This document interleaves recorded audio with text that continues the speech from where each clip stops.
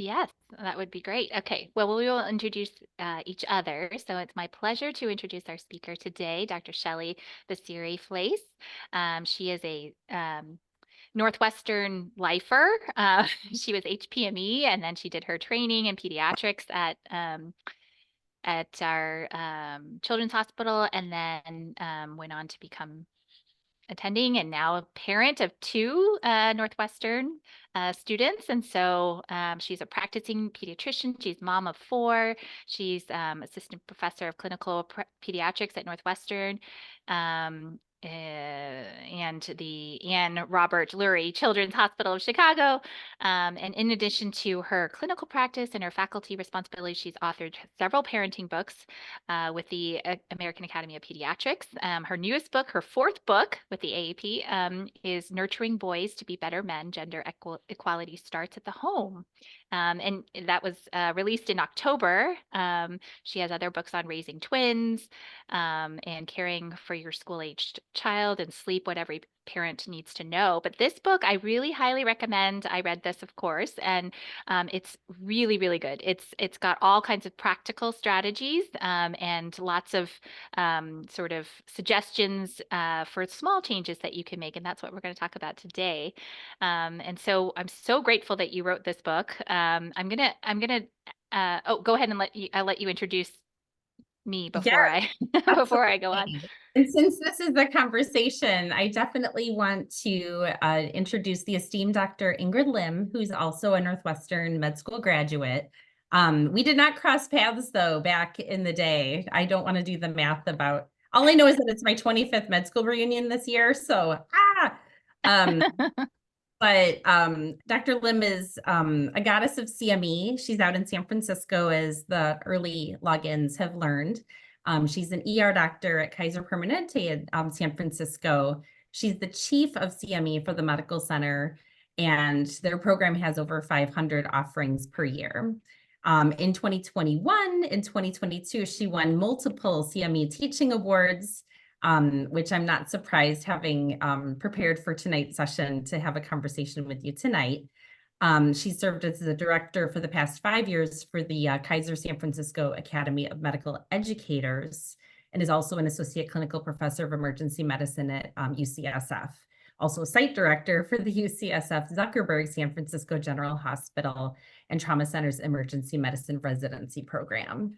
So I love this because sometimes our Northwestern alumni events are too Chicago-centric, and I'm the local Chicago girl. So we've got some West Coast representation. Our Women in Medicine Committee for the Alumni Board, we've done yoga sessions, and some of them during COVID times were early morning Zoom, and all the West Coast team was like, that's way too early for us. So I love that we're able to incorporate your geography and taking that into account for the timing of this program. So thank you so much for being a part of this. I'm so honored to be invited. I would like to just start first by just if you could tell us a little bit about the inspiration behind writing this book. So I went to Northwestern's med school in the 90s, and I'm sure many of us logged in, depending on your generation. At the time of my medical training, it was pretty egalitarian. Our med school class was equal parts men and women. I pursued pediatrics, obviously in primary care pediatrics, which does slant female. Happy note on that, a lot of young boys who have female pediatricians hit a point in their lives where they realize, oh, boys can be doctors too, which is pretty cool. But I was surprised. It was when I was a resident, it was Children's Memorial, which is now Lurie Children's, which is obviously Northwestern's pediatric training program. I had my first child at the end of my training at that point, married to a physician. So you would think, and I naively thought growing up, oh, of course I'll be a doctor and have kids. It'll be equal. I saw some work-life balance issues out there, but what fifth grader, what high schooler worries about work-life balance? I sure didn't. I just thought, I want to be a doctor. I want to have kids. I never thought it would be an issue. And then fast forward, I felt that life was pretty equal until kids got in the picture. And so that's part of why we called tonight's session a Motherhood in Medicine, because everything's equal until you have a kid. And so between the multiple visits during the pregnancy, between maternity leave, things kind of set the stage. Society is such that an inequity starts to rear its head.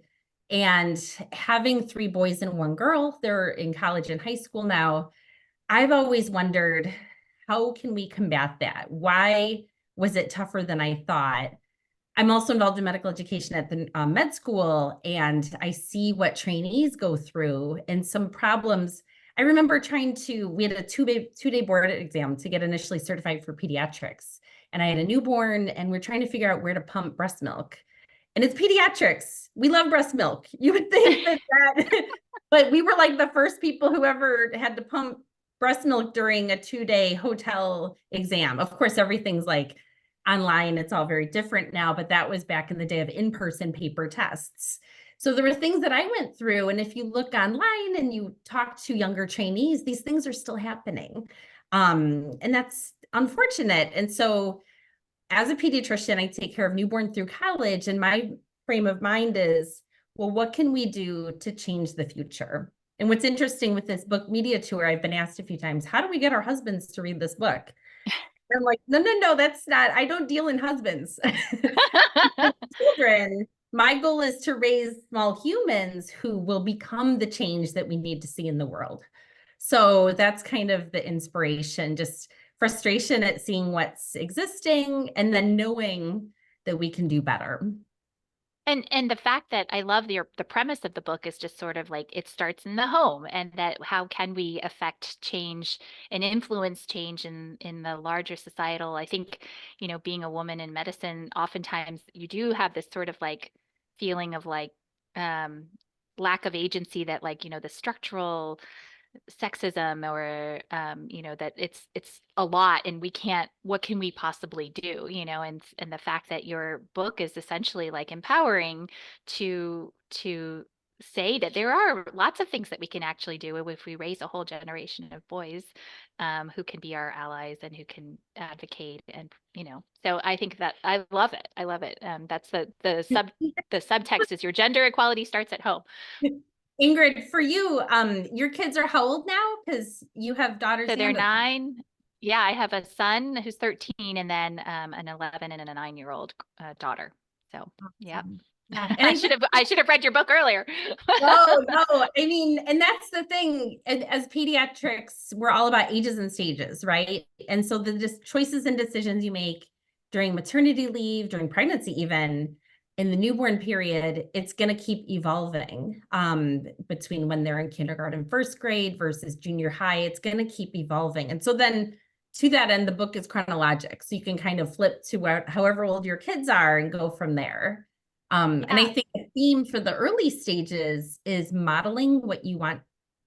Kids do what they see. So modeling what you want them to see. My goal was always for my sons to know that if they were parents, they were full parents, not just babysitters. And I think that's hard, even in a dual physician household. I had 3 boys within 2 years because my twins were born when my oldest was 18 months. And childcare becomes very different when you have 3 littles that quickly. Daycare versus nanny versus switching shifts with the other parent. So we did a variety of things when my kids were young, just to hold down the fort and keep our tiny humans alive. Mm-hmm. But what was interesting is then the kids got older and I returned to a full schedule, yet I was the default parent. And in terms of the mental load of parenting and running a household, all the things that I had done because, well, I was home more, so it made more sense, was falling to me. And you can't work even a 40-hour work week. And as physicians, we never have a 40-hour work week, but that old school notion assumes there's a different parent in the home who's handling the dentist appointments and the scheduling of this and that and getting kids to activities.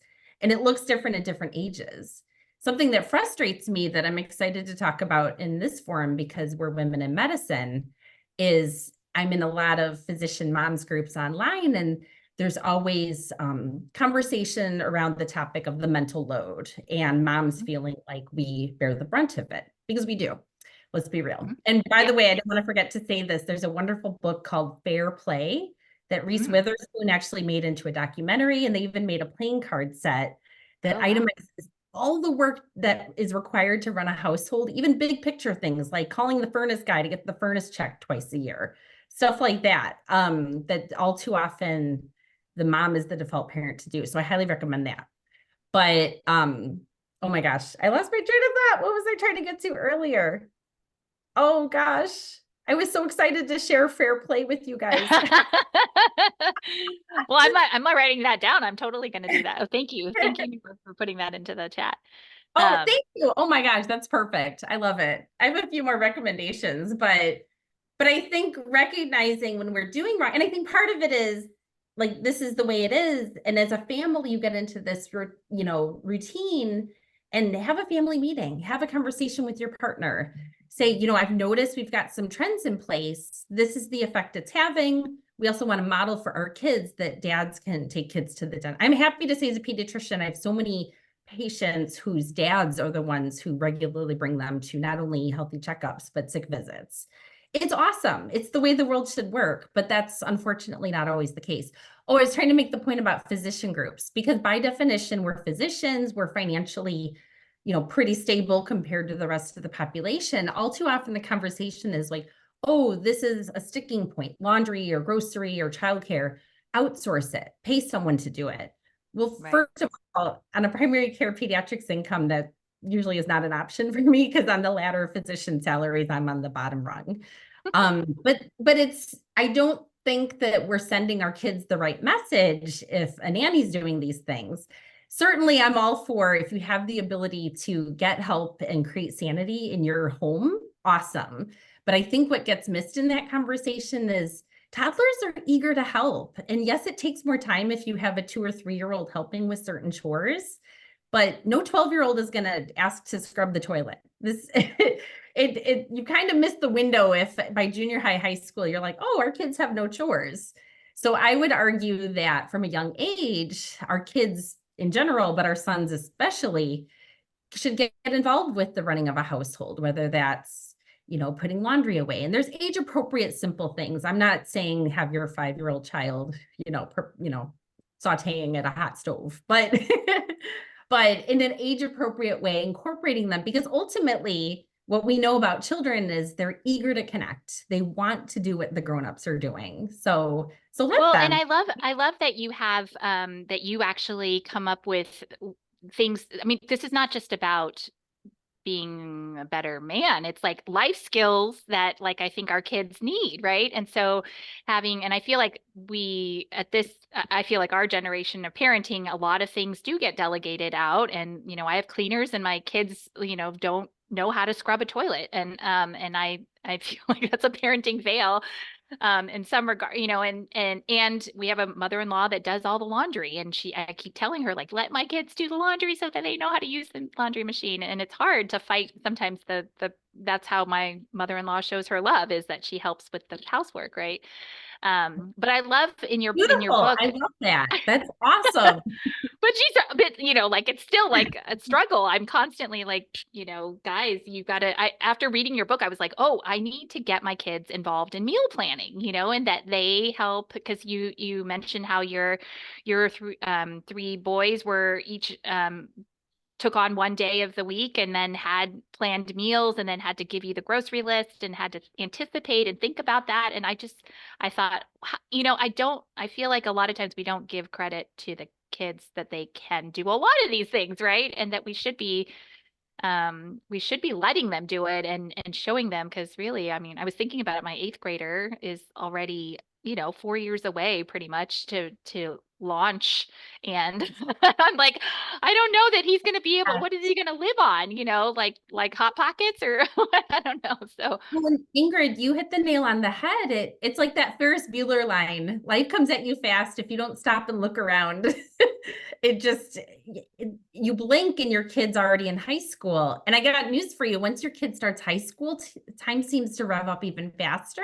And I feel mhm, like a lot of our high school students are busier than we are with their, academics right. and their extracurriculars, and they're just go, go, go. I mean, my youngest is a high school senior. She came home for a hot second. She's off at a mathletes, it's the conference meet tonight. because girls can do math, yay. But but I think it's interesting as a pediatrician too. I hear a lot about picky eaters at various ages, or they'll Mhm. only eat XYZ. So one of my strategies in the office when I'm counseling a family is incorporate them more in the kitchen, get them involved with grocery shopping. Like, okay, you don't like XYZ. Well, what do you like? And let's maybe take a couple flavors and vegetables that you enjoy and kind of riff on that. Mhm. So you hit the nail on the head that it's a life skill. And I think part of it is, you know, in the infancy period, our big job as parents is to feed our children around the clock. Human babies are the most, I always think about that giraffe that was born that captured the nation's attention. Everyone was waiting for the pregnant giraffe at the zoo to deliver. I can't remember what zoo it was at. Oh, I've But not heard the about this. giraffe was born and instantly is running around. And I thought, like, human babies are so pathetic because they're They're just so laying helpless. there. Yeah. They have all their needs are serviced by mom and dad. And it's a shift because after good parenting isn't necessarily doing everything for your kid. And it's so hard because in infancy, yes, it is, but then it evolves. And so the goal is, you know, when you launch them at 18, and you know, if that's the case or not, that's a whole different book. Yeah. But I just know that I'm on a lot. My three sons go to three different schools. And of course, there's a Facebook page for the parents of all these schools. There's a few for each school, class specific and general university. And the amount of helicopter parenting that I witness is a little scary. And maybe that's my pediatrician brain, but there's certain questions that come up that your child is a young adult. If they have a medical emergency, they go to the ER, the hospital staff, unless you have paperwork on hand, they can't even tell you what's going on. Right. So how do we get from A to B? So that's the big question. And it is not, Rome wasn't built in a day. So we have time. Well, and I wanted to ask you about, should we go through a few of your main your takeaways? I feel like so she breaks it down into state ages and stages, and so and you can go to like in the womb, the infants, the toddlers, school age boys, middle school, high school, and then beyond. And so each section she has like pearls for each of those. And so I don't know, do we want to try to go through some of these, or do you want to speak more generally? Because I feel like you have such great insights for all stages, you know. I think another huge thing, and see, I can't turn off my pediatrician brain because Yeah. parents are like, what's the number one thing we can do to boost our child's development? Read books, have books all over your house. You can actually see, I can't point, it's a mirror image. My anime books are behind me. I tried to neaten up for this, but some things escaped my eye. But reading books together, having books available. And so for each chapter, even in infancy, we've got age appropriate books. And then as the kids get older, movies, TV shows that media is a whole different, you know, conversation, but that show strong female characters, like Hidden Figures, for example. Hmm. There was an original book that was turned into a movie about the wonderful, amazing women who worked for NASA and made things happen. Even Jack Black's mom had worked on something that Oh, saved the really? Apollo 13. Yes, I just recently learned this. So there's strong, smart women in STEM. There's wonderful examples abound. So exposing your children, and that I think that's part of it. I've often worried about the community that we chose to raise our kids isn't as diverse as I would wish. And so I've kind of made it a point to bring them into the city often, to read books about characters that maybe don't look like them. And that includes gender, race, you know, religion, sexual orientation. So I think using the world of books to open your child's world is huge. And Hmm. then also letting them see the world you want to create. And then having conversations, because I think it's easy to live in a bubble, but when there's extended family and school, they're going to hear opinions. I mean, who doesn't go to Thanksgiving and hear a variety of opinions from extended family members? Yeah. Yeah. And so kind of highlighting that and having a conversation about it, or seeing something in the media. And as your kids get older, just asking your child open-ended questions like, well, what do you think about that? Hmm. Um, which is also a good strategy for anything sexual related, because I think parents when kids start to ask questions, we attribute our adult knowledge on the subject to the child's innocent question. Usually they don't need that much information, but a great way to buy time is to say, well, what do you know so far? Or what do you think about that? And then you can kind of learn their frame of reference. Also, you've bought yourself some time. Yeah. And then you can kind of have a conversation. I like the theme that you bring up in the book a lot, about how to have a conversation with your kids, and that as physicians, particularly, I think we tend to try to fill the space or solve problems, like jump in immediately to come up with some solutions, and that and you really talk about taking a back seat and trying to really engage, and that words matter, and you say that over and over in each of these chapters about how even the language that we use, and how things like, that boys will be boys, saying phrases like that, or that males performing general household tasks are helping out, or Mr. Yeah. Mom and all that. Can you talk a little bit about that and the language impact? Yeah, I think that and it's interesting because even when young children help with a household task, I would be careful about, oh, thanks for helping mom with this, because then the implication there is that it was mom's job and it was mom's work and you're just helping her with her assigned job. Mm-hmm. So I like the teamwork aspect of we're all contributing members of this family. And so thank you for chipping in. And kids love that. Like there's no greater puff to a child's self-esteem than the pride done with a job well done. So it's win-win, honestly.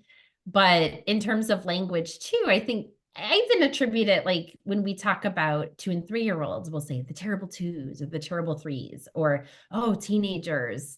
And I feel like we're creating a self-fulfilling prophecy. Mm-hmm. Like throw a whole age under the bus. I think teenagers are awesome. They're so smart, they're so insightful. So many of these gender equity issues that, I'm Gen X, we grapple with, it's not even a thing for them.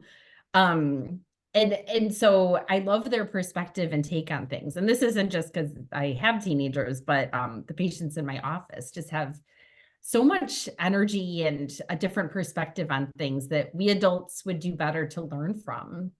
So I think that, and I think about also these online groups where, oh, the man, blah, blah, blah, the man, blah, blah, blah. And it's like, my question is always like, well, how can we raise future men to do those things? I actually quote Beyonce in the book, which I never thought I'd quote Beyonce in a book, but Oh yeah, I don't remember that. there was an interview with a magazine and she said, we always talk about wanting a man who's like in tune with his feelings and caring and thoughtful.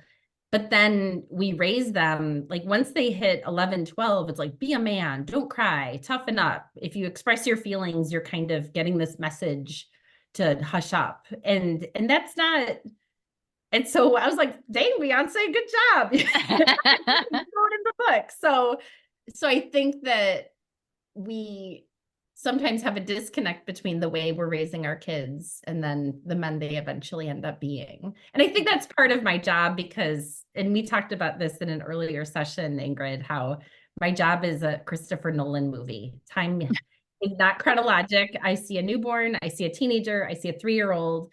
So I'm always aware of like how the baby steps early on lead to a full grown person. And it's pretty mind-boggling and humbling. I mean, parenting, it's not for the weak. And there's no instruction manual. Nope.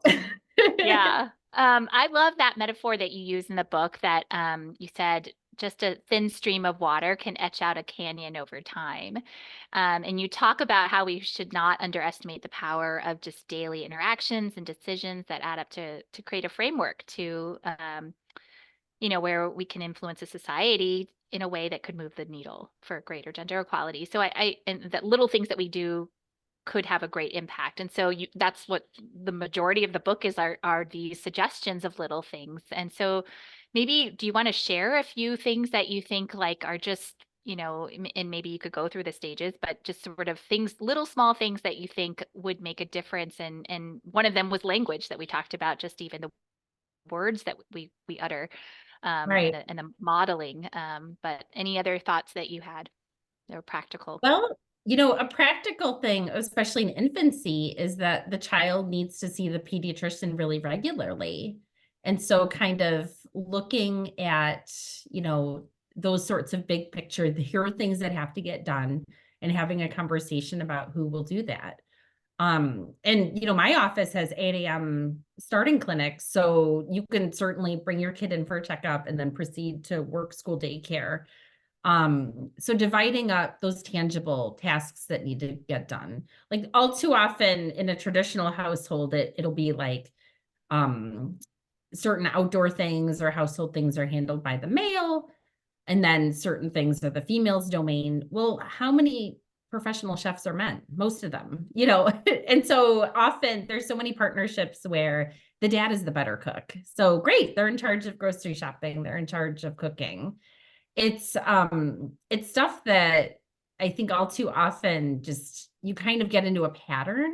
So I Hmm. think that awareness is key, and having like check-ins with each other, because one or both partners might get frustrated. I did read an interesting article years ago about it was actually Abby Wambach and Glennon Doyle, the author of Untamed, which is amazing if you haven't read it. Hmm. I'll add that to the list. But they're a same-sex couple, and just the idea of like gendered household responsibilities. Why is that a thing? And so that's something that same-sex couples don't fall prey to, because there's just stuff that has to get done. And so it Yep. doesn't fall along gender lines. So I think awareness. But even starting with a gender reveal, if you choose to determine your child's assigned sex at birth. Because how often do oh, you're having a boy, that means this, this, this. Oh, you're going to Mhm. have a girl, that means this, this, this.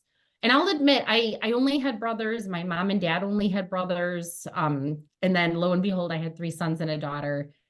And I always wanted 4 kids, because at restaurants, I didn't want them sitting us at a table for 4 and sticking a table in the aisle. Also, Six Flags, like I wanted an even number of children, because I didn't want to.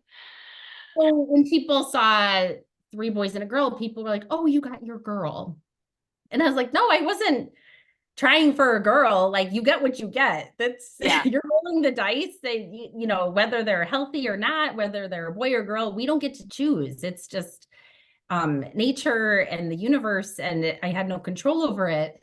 But the amount of people who reacted, and this is what I mean when I talk about the outside forces, people are like, oh, well, now you have a girl, so you can this with your girl.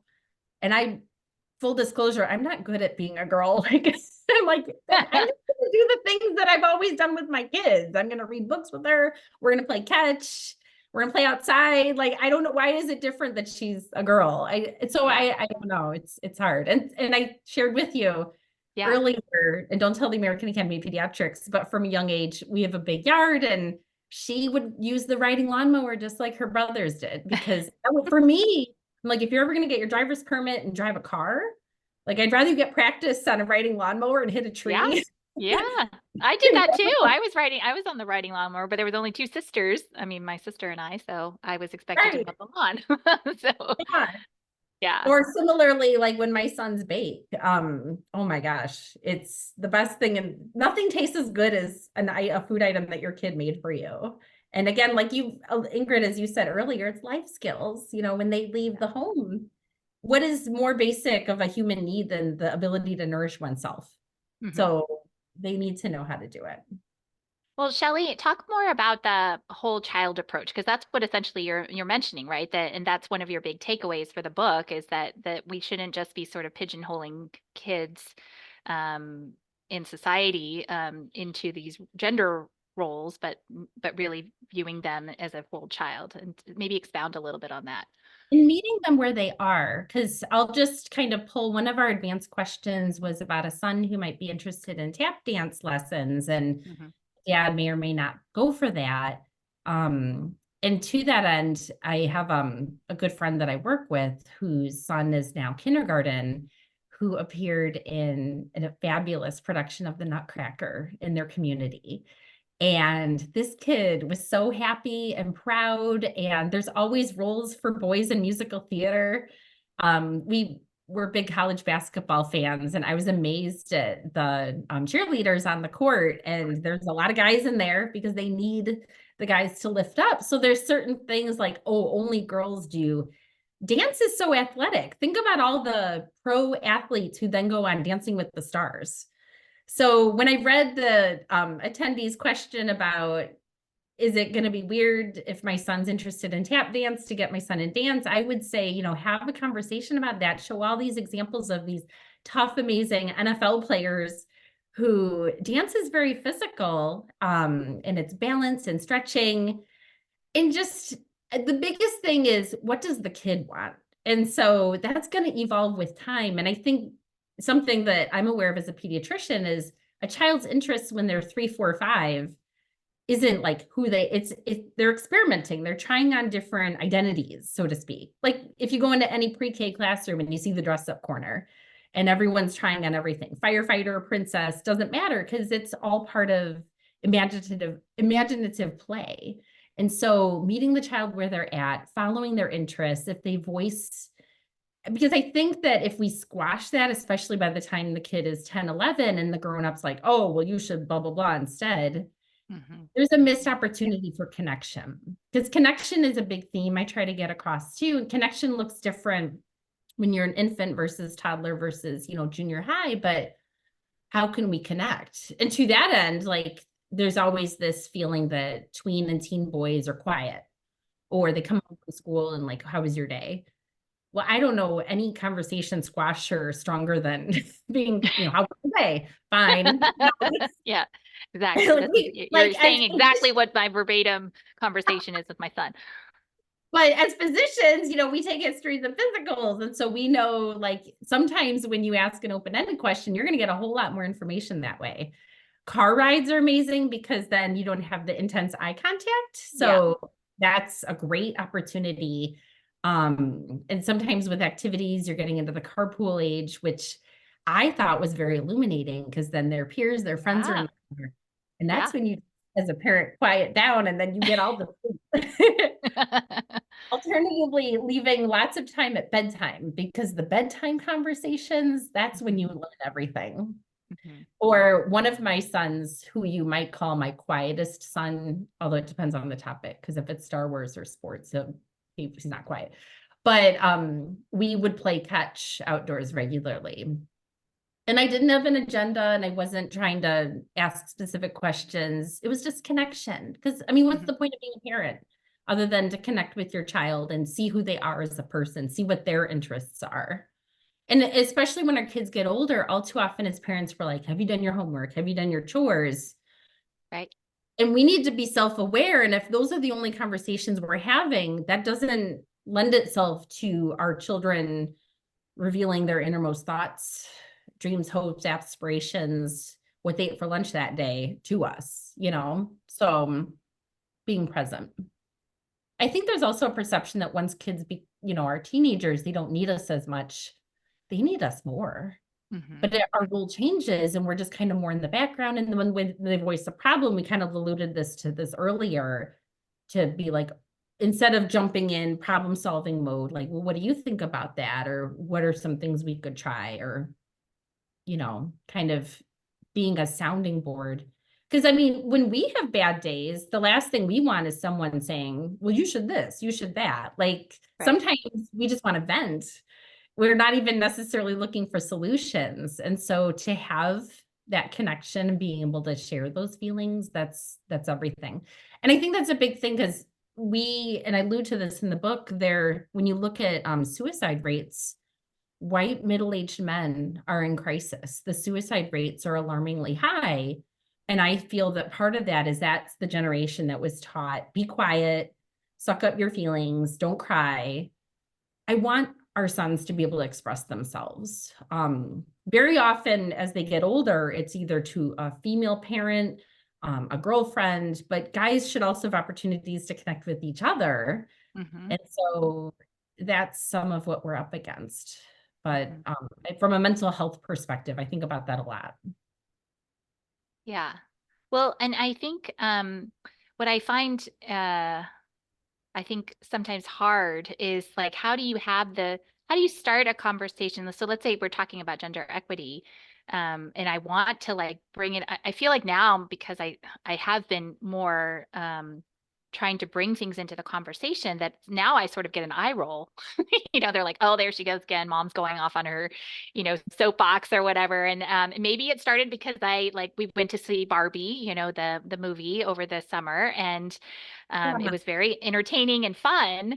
But I came away with it with like all kinds of emotions and things like, oh my gosh, like I loved it. It was very poignant and it was challenging and it was thought provoking and all this stuff. And so, because the kids were like, I didn't really like it. I don't get it. Like, what was so great about this movie? And so then we were having this dialogue in the car, and I was trying to explain, like even for a physician, like there is still things that I face that my male colleagues don't. I'm constantly called on as a nurse, so I'm constant presumed to be a nurse just because of my gender, or I speak up at a meeting, but the male colleague said something that the exact same thing that I just said, and then everybody's like, "Great idea," and you're just like, "What?"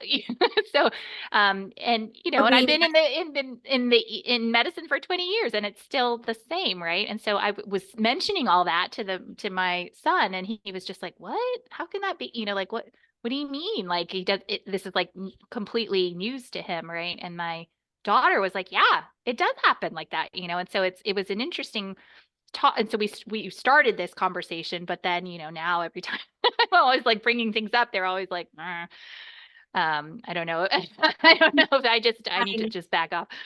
Lessons in Chemistry. I'm blinking on Yes, the author's name. It's yes, beautiful. Now it's an yes, Apple TV series. And in an yes. early episode, she's a female scientist, and a male scientist is like, what do you mean you don't get grants or backing for your research? Or it's just some, Yeah. and she's like, really? Like the male scientist, and this is the 1950s, I Yeah, believe. right. Yeah. Um, because he's a male scientist, he never faced that inequity and so was blissfully unaware of it. And so I think awareness, I'm so glad, Ingrid, that you had that conversation with your son, because awareness is half of it. And now you can have another conversation about the Oscar nominations, because thankfully America Ferrera was nominated for that amazing speech, which to me is like the best part of the movie. It spoke to women our age everywhere about having to Hmm. be perfect and do it all, and it's still not enough. But then Ken, Ryan, oh my gosh, Gosling, Ryan thank you, Gosling. was nominated, but not Margot Robbie or nor Greta Gerwig, the director, which the movie is literally about women being passed over and paying attention to the men. And the Oscars literally did that by nominating the man, but not the director, and the woman who financed, produced, made this happen is the Hmm. movie. So that's another conversation. And that's what I'm saying. Like when these things occur in our world, because we're busy, we're trying to just, get dinner on the table, get from A to B to C, but then these things happen in our world. And so to have a conversation about it and to just raise awareness, I think that's huge.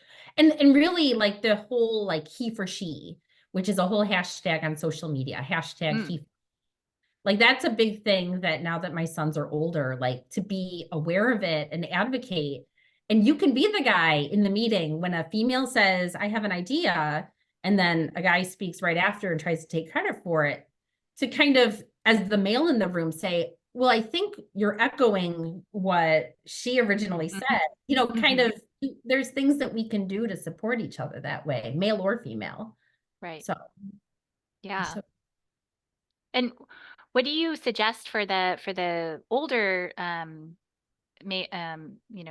our older sons who are onto the world, how to be allies, how to be, I mean, gave one example, and how do we try to understand the other, you know what the other perspective is, and help, Great. When I'm not perfect, I worry. So my kids are all 4-for-4 engineers. And so there's a Women's Society of Engineers. It's a global thing that I have an event coming up with later in 2024. And I was telling my kids about it. And I was telling my sons, they obviously have tons of female engineer friends, which historically is male dominated. Wow. Sons were saying, oh, they are already a member of that society. I guess, these, it's amazing. These girls freshman year of college are already getting, networking, which is Hmm. huge. I think as females to empower ourselves by connecting and having these conversations is important. So I was glad that my sons were already aware of this organization, that it exists. But then part of me worries because, again, like I started out saying, everything's equitable until kids are involved. And so part of it is the state of paternal leave in the US. And the US ranks behind every other country in the world when it comes to parental leave, period, Yeah. and maternity leave. But um, my one brother had his first child in California, and I was so pleasantly surprised by the protections he had in place to be a dad. Mm. And so that's the big thing. Like, if they choose to start a family, taking that time, because I think that there's a lot of habits and routines that establish themselves during a child's infancy, that if the dad can take a longer parent leave, then they're involved. And it's just the way their household will run. Hmm. Alternatively, and this is not something that physicians can necessarily do because God forbid we take off more than 2 weeks at a time. But I have a lot of educator parents in my practice who they're educators. And so the mom will take her initial leave, recover from the surgery. The dad will wait and then take his leave when the mom goes back so that he has uninterrupted weeks home with baby, which is amazing because it's good for the baby, it's good for the dad. There's so much research with dad's involvement in young infants and what that means for their communication. And since we're talking about infancy, I would recommend that neither parent be a gatekeeper to infant care, because sometimes we have differing opinions on the best feeding strategies or the way to hold the baby when you burp them or the way to diaper a baby. But I would encourage both parents to say, well, no, no, no, don't do it like this, do it like this. Because as long as the kid's safe, let the other parent figure out their way, because it becomes that learned incompetence, like, oh, well, I'm not doing this right, so I guess I just won't do it, you Hmm. know? And we know that happens. Or even there's been scary stories about a man going to the grocery store, and so the woman not only writes a grocery list, but writes it in the order that it appears and attaches pictures of the items. Like, no, no, no, this is a grown adult. Like, they don't have that degree of hand holding. How did we get here where a grown adult can't go and buy food? So, Yeah. so I would, and I think sometimes I'll say it, it's a little controversial, but we women can be our own worst enemies because we're like, we think there's a right way to XYZ. And we need to be cautious that we're not then making it our job. We want to make sure that there's a teamwork approach. Yeah, I love that.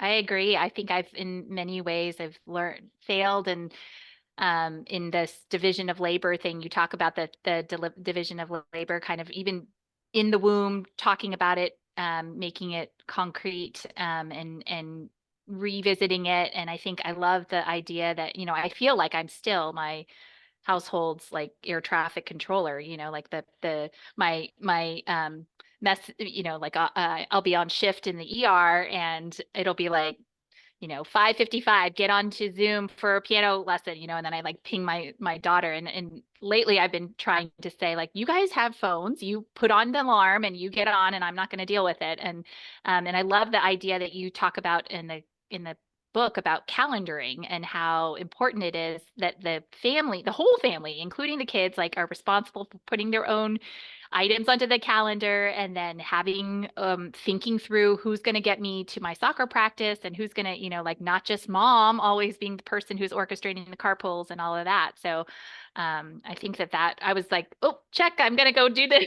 This is an important lesson that I need to farm out. And then it's also teaching them life skills, right? Because they're going to need to know how to calendar and do things on their own. Without mom, I'm not going to be following them to college. So And Ingrid, as you said that, you reminded me when my kids were like fifth grade through junior high, we had a summer trip to Colorado to hike. And I went on strike. The whole, like, because believe me, I'm not perfect. And I told my kids' dad, I plan every vacation, I pack for everybody. yes. It Do must be so nice to show up. We're doing it. And to his credit, plane tickets, the Airbnb or VRBO, whatever we did, Yeah. hikes that we went to, figuring out where grocery store, we did it on the cheap. So we, it was like home away from home. It's the whole Mhm. vacation where you're just parenting in a different location, but whatever. Um, It's not relaxing. and I think, and it kind of came out of a place of frustration for me, but let me tell you, it's very nice going on a vacation someone else pretty much planned. I Yeah. highly recommend having that conversation. That's just an example of the mental load. Yeah. And don't tell my son I told you. It was that specific trip. They had witnessed us making packing lists, and I was Mm. trying to the whole like getting kids life skills. So the whole mom packing for everybody. No, I was like, everyone think about what you'll need. We'll have washer dryer there, so you don't have to pack for 7 days. But so my one son was so excited about generating pack lists. I think he was like sixth, seventh grade, and made a pack list for everybody, including me. And one of the items on my list was tampons question mark. I thought, oh my gosh, what sixth grade boy is reminding his mom to bring feminine hygiene Oh my products? God, a parenting win. But I was like, awesome. Here is a young man who is going to be a great partner, who isn't grossed out by periods. Like, that's a whole nother conversation. But like, he was able, and really, when we're raising good humans, that's what you want, right? Someone who can put themselves in someone else's shoes. So his little exercise of what does this person need for this week away? Yeah, For him to that's come up with, amazing. That is I'm impressed. oh, please nobody tell. I'm not mentioning if he knows I said that, but Well, I wanted to see if we had a few minutes to do some of the questions that was posed to us. Thank you for submitting questions ahead of time. And so somebody asked, what is your advice to women reentering the workforce after childbirth? Specifically, any advice regarding negotiating for alternative schedules, hybrid work model, flexible hours that allow for more traditional childcare responsibilities? oh, that's the $1 million question, isn't it? And that's what I was alluding to early on. And Ingrid, I'd love to hear if you had some strategies or tips for that as well, because by no means am I the expert. My husband had a fellowship trained specialty. So financially it made more sense. Like when we looked, okay, who's gonna be more flexible, it fell to me. But in terms of work, job sharing, I have many pediatric colleagues who will take a full-time position and split it between the two of them. There's so many ways to slice that. And I guess my big thing would be it's not just the woman's job. The male parent can have those conversations, take a longer parental leave as well. And I would hope in 2024, we're in a day and age where those conversations are more welcome. Sadly, in academic medicine, it's crazy that the propagation of the human race is such a shock to institutions. It's literally why we all exist on planet Earth right now. Yeah. But I think that we need to voice that. I think my big answer to that question would be make sure the male parent is also strategizing. How will they be more flexible? The child goes to daycare, gets sick, because that's what kids in daycare do. Who's the default parent who's going to pick them up and take them to the doctor's office? It can't always be the mom. It shouldn't always be the mom. But Ingrid, if you had any, personal stories to share or strategies, because my answer is that I did back down on my clinical responsibilities, and it's if we knew then what we know now, it's 100%. Well, I mean, my advice is that I'm an ER doc, so I have a lot of shift work. And so that's for me, it's great because I can dial down or go up but get help for me. I mean, if you have the privilege and the means to do so, like I felt guilty about having initially I hired a nanny and I had only got her for about 20 hours because I mean, I was doing shift work, right? So I got her for 20 hours and then I went up to like 30 hours and my husband was like, just like let go of the mom guilt. Like just use her. You can use her because you could go to yoga. You could do something else, for yourself. And I found that I did feel like I was a better mom if I wasn't a full-time mom. So, and I was in better mood and I was actually getting rest. And so I could take a nap while the nanny was, so that was, I felt like, people ask me like, how do you do it with 3 kids and doing the full, working in the ER and doing all of the admin that I do. And it was largely because I got help and I had somebody that was very reliable and I trusted wholeheartedly. But and then I'm not afraid to say that I get help because I feel like we all can get help, and that meant like hiring cleaners. And I was, as an Asian person who's like always like, oh, why would I hire somebody to do something that I could do myself? But like, I'm sure everybody on this call understands, like, it's your free time. You don't want to be cleaning toilets. So you want to be with your kids, right? So, Exactly. You can't pour anyway, from an empty cup. And to yeah, be a great parent, you need to do that self-care and make sure that you're getting what you need because we cannot pour from an empty cup. So right, right. You getting, have to refill your well. yeah. Um, Thank you for that question. There's another question. Is it known if maternal type nurturing by boys can be increased by having them care directly for younger siblings, even changing their diapers? Is there a chance it will backfire that requiring young boys to care for younger siblings will only make them resent providing childcare in the far future? I don't know if you have an answer for that. I open my book with pictures of my sons watching over my infant daughter. So I think that and that's my very scientific research study of N of 4. I can't, speak, globally on the issue. I think it would be fascinating to know if there were any clinical studies on that, like family structure, older sons. I feel like there's a lot of chatter online now on social media about oldest daughter syndrome, because oldest Mhm. daughter syndrome are expected to be little mommies and take care of everybody else. Like I view it as, and having lived this, having older boys and then a younger daughter, um, part of it's funny because I feel like there were so many inherent benefits to having this army of children, because in terms of treating my children like unique individuals, yeah, there's 4 of them. It's amazing how same parents, same house, they were all very unique people. Even my twins Mhm. are identical twins, genetically speaking, but they're very different people. Mhm. So having that perspective, but I think that when we talk about life skills and nurturing and empathy, we are respecting our sons as whole children to coach them with caring for others. It's well known in pediatrics, a way to develop empathy is to get a pet, to have, things to take care of, to put the Mhm. child in charge of certain plants. Like Mhm. caregiving in general makes for a whole child. I mean, part of why as kids get older, reading books that are fiction are so magical is because you're putting yourself in the perspective of the character in the book. It coaches empathy. The kid doesn't even realize they're learning empathy, but they're learning it through reading the book. So similarly, caregiving, whether it's siblings or plants or pets, the world would be a better place if we had more people who tend to their home. I mean, look at planet Earth. Like, I think about climate change and like respecting our home. Like, there's the most global answer for that. Mhm. So, in my research experiment of N of 4 kids, I have not found that to be the case.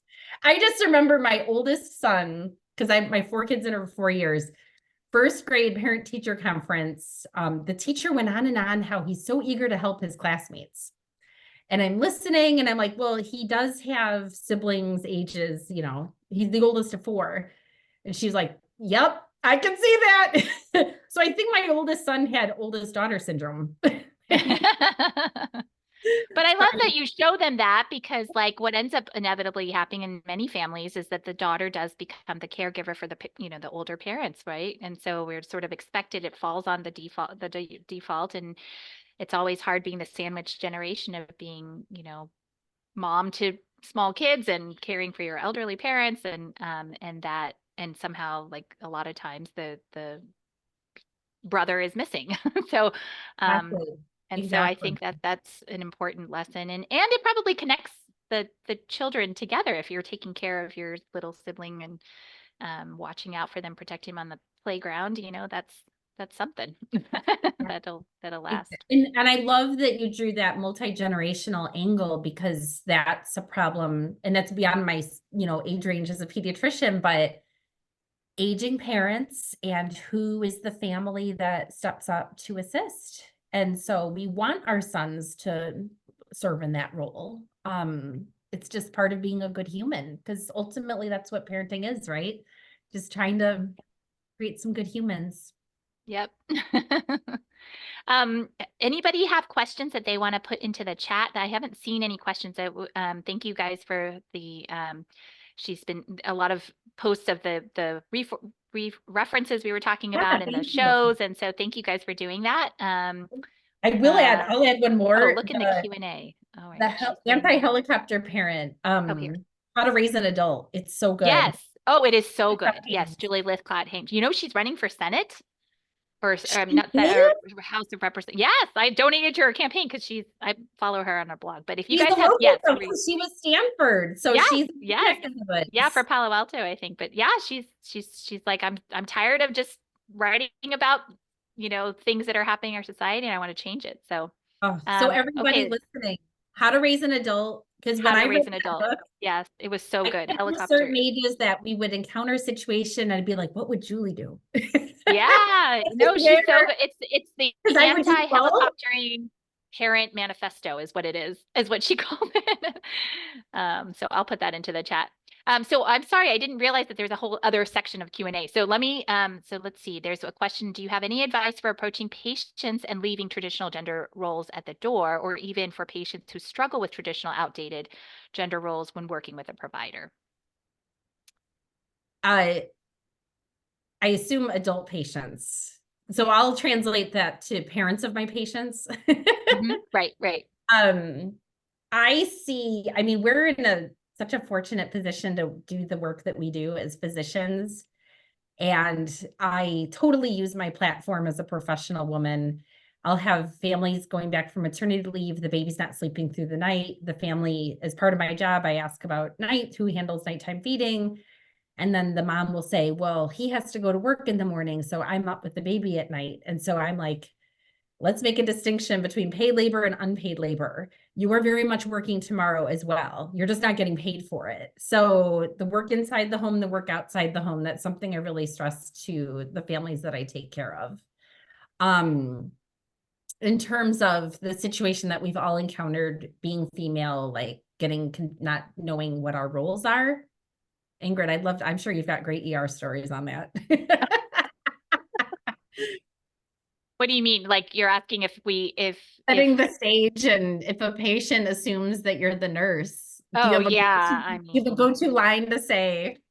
oh well, I mean, I'm always I'm flattered that but I think sometimes I'm flabbergasted that it's still happening, even when I introduce myself as, "Hi, I'm Dr. Lim. I'll be taking care of you today," and then they come back and they're like, "I haven't seen a doctor this whole time," and you're like, "Okay," but Yep. Yep. yeah. So I don't know. I think it's hard. It's a good question to, especially if you've got, patients that come in that are asking you to Dr. Ingrid or, Mrs. Ingrid or whatever. I've had that called before and you just kind of have to, I just kind Right. of say like, it's actually Dr. Lim. Thanks. I went to medical school and earned that degree, but it's, But I would say, because it's 5 o'clock, so I want to be respectful of yeah, everyone's time, to have a go-to answer for that would yeah, be because it's going to happen. And yeah. so I think to be ready for it and then to have your answer and to not let it ruffle your feathers, I think is key. Because so many times people have thought and brain comes out of mouth. And to treat it as that. And Yeah. Well, thank you so much. This was such a great session. I could talk to you for another hour. I hope it was really helpful for everybody. If you haven't gotten the book, I highly recommend getting it and just reading it a little bit at a time and making little changes. I think that's the whole point, is that this book is meant aspire parents to inspire parents to have conversations and to actually talk about it and be deliberate and thoughtful about it, because the things we are doing do make an impact. And so I really appreciate, thank you for writing the book, and thank you for taking the time today to give us your wisdom. And I hope it was helpful for everyone. Thank you all for joining us, and I hope to see everyone in April at reunion weekend for the med school. Woo! It's with Drake Hotel Tea, always sells out. So Yeah. I think registration opens in February, but I hope to see you all in April. Thank you so much for joining us, and thank you, Ingrid. Yes, thank you. It was so fun. Take care, everyone. Take care, everyone. Bye-bye. Bye.